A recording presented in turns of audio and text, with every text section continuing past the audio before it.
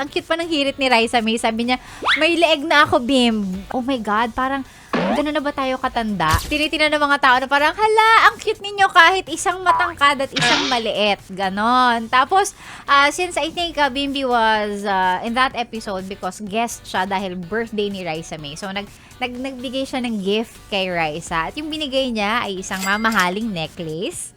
Of course, syempre, feeling ko naman hindi magbibigay ng basta-basta lang si Bimbi, diba? So, nagbigay siya ng necklace kay Raisa May. Tapos, ang cute pa ng hirit ni Raisa May. Sabi niya, may leeg na ako, Bim. May leeg na ako. Kasi, di ba, dati kita naman siya sa mga, nung nag-uumpisa siya sa showbiz, maliit na bagets, medyo chubby siya. Siyempre, kasi di ba, nung bata, doon siya nakilala cute na sumasayaw. And, ayun, ang cute lang na yung hirit niya, Bim, may leeg na ako ngayon kasi mas kumbaga dalaga na si Raisa ngayon. So, lady na talaga. She's a woman already. And ang cute lang nila pareho.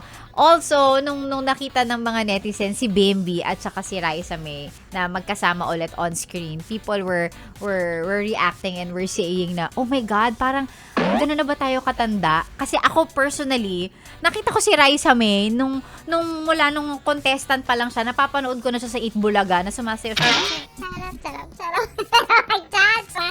Sumasayaw siya.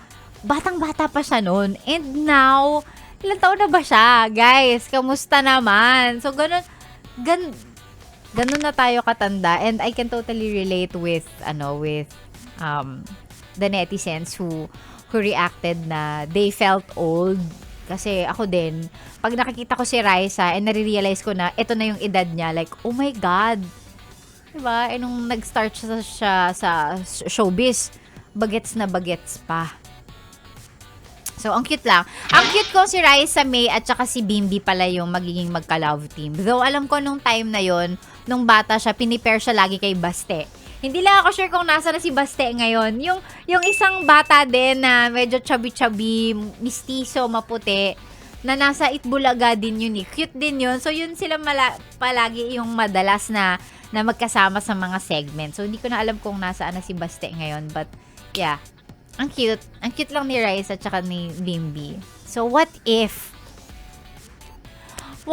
sila ang susunod na biggest love team? So, I guess kabahan ang It's Showtime pagka nag-click yung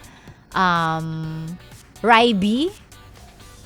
Ano pang ginagawa mo dito, ha? Sinasabi ko na nga ba eh. Solid yes friend ka talaga. Dahil nandito ka na rin lang, sige na, mag-like at mag-comment ka na. Mag-subscribe ka na rin at i-click ang notification bell Para mapasali ka sa mga kalokohan namin. Bawal na bawal mag-no dito, ha? Kasi